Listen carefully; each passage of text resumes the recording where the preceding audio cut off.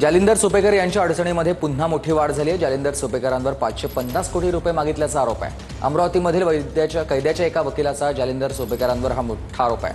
Advocate निवृत्ती कराड यांनी हा सुपेकरांवर गंभीर आरोप केला। अनेक वर्षांपासून नानासाहेब गायकवाड आणि गणेश गायकवाड हे तुरुंगात होते आणि 2023 मध्ये अमरावतीमध्ये तुरुंग महानिरीक्षक असताना त्यांनी पैसे मागितल्याचा आरोप त्यांच्यावर करण्यात आला आहे।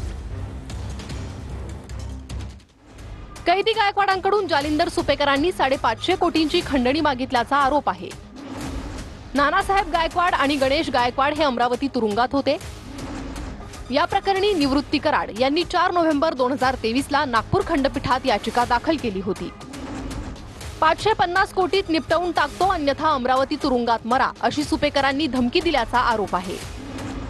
सहकार्य न केल्याने सुपेकरांकडून 7 पोलीस अधिकारी आणि कर्मचाऱ्यांचं निलंबनाच्या कारवाईमुळे अमरावती जिल्हा कारागृहात अधिकारी आणि कर्मचाऱ्यांमध्ये भीतीचं वातावरण होतं असाही आरोप करण्यात येतोय। 1960 ला ते जेलमध्ये सकाळी 9 वाजता गेले असता त्यांनी एक विशेष कक्षामध्ये नानासाहेब गायकवाड गणेश गायकवाड यांना बोलवून त्यांना तिथं धमकावलं। तुझ्याकडे 1,500 कोटीची प्रॉपर्टी आहे, हे सगळं प्रकरण मी तुला सॉर्ट आउट करून देतो, मला 550 कोटी रुपये दे।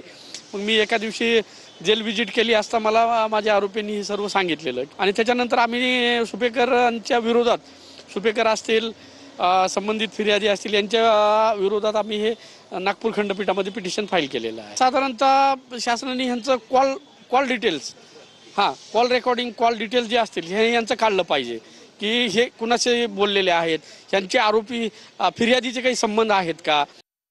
जालिंदर सुपेकर आणि त्यावेळेचे तत्कालीन ज्यावेळेस पोलीस आयुक्त अमितेश गुप्ता यांनी 100 ते 150 कोटी यामध्ये भ्रष्टाचार केला आहे असा पण तुम्ही एक आरोप केलाय। मग त्याच्यामध्ये काय ते आरोपीनं सांगितल्याप्रमाणे की बाबासाहेब आमची तिथे कॅश होती आणि ते लॉकर काढल्यानंतर ते काही जप्तीमध्ये आम्हाला दिसत नाहीये। मग त्यावेळी एक SIT टीम नेमली होती यांच्या विरोधात, त्याच्यामध्ये बजरंग देसाई DCP आणि त्याच्यामध्ये समीर चव्हाण आणि एक इतर लोक, या लोकांनी म्हणून त्यांनी असं आम्हाला सांगितलं आरोपीनं, साहेब आमच्या इथे कॅश होती आणि त्यांनी ते झाडाझडती घेतली असता आमची तिथे कॅश कमी आढळून आली आणि त्यांनी जप्तीमध्ये हे दाखवली नाही असं आरोपीनं आम्हाला सांगण्यात आलेलं। आणि त्यानंतर त्यांनी एक न्यायालयाला अर्ज केला, जी काही जप्ती करायची की ती माझ्या वकिलाच्या समोर करा। मग त्याच्यानंतर माझ्यासमोर एक SBIचं अकाउंटचं लॉकर उघडण्यात आलं, त्याच्यामध्ये गोल्ड असेल हे असेल ते माझ्यासमोर ते जप्त करण्यात आलेलं आहे। परंतु वरिष्ठ पोलीस अधिकारी जालिंदर सुपेकर बरोबरच त्यावेळेचे पुण्याचे तत्कालीन पोलीस आयुक्त अमिताभ गुप्ता यांच्यावर सुद्धा तुमचा आरोप आहे का? नाही, आता हे संगनमत हे कोण केलेलं आहे, पण ह्याच्यामध्ये झालेलं आहे असा आरोप विकून मला कळालेलं आहे।